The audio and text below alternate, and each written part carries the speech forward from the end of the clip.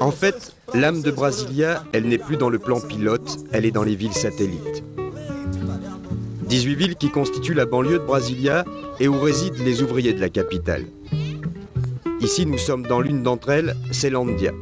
Et comme vous pouvez le voir, on est loin des splendides bâtiments construits par Oscar Niemeyer à Brasilia.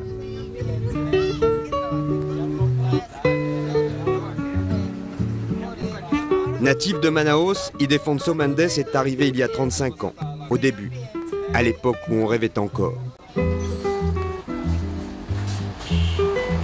ne peux pas choisir d'habiter à Brasilia parce que le plan pilote, parce que c'est une place un peu pour les riches, n'est-ce pas? C'est-à-dire que c'est pour les riches. Et donc, les pauvres habitent dans les satellites villes. Mais il y a aussi des gens qui ne veulent pas habiter le plan pilote parce que c'est une place très, très solitaire.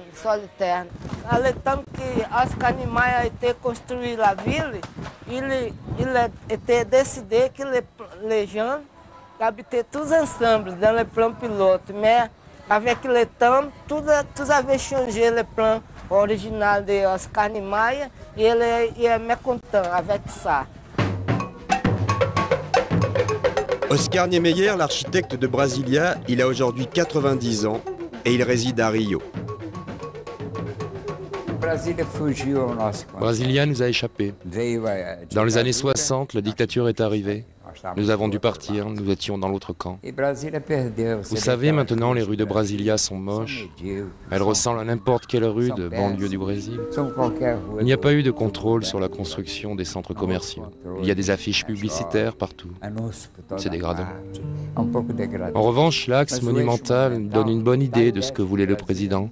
Il ne voulait pas une ville administrative, il voulait une ville qui représente le Brésil en marche vers le progrès.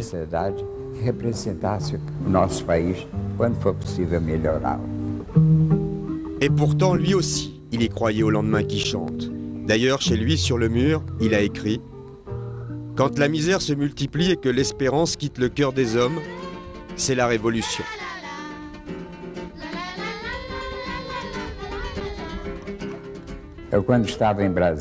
Quand j'étais à Brasilia, lors de la construction de cet endroit sans confort, au bout du monde, travaillant avec les ouvriers, partageant leur quotidien, j'ai eu l'impression que le monde était en train de changer, qu'il serait meilleur, que les différences de classe allaient disparaître. Mais c'était une illusion.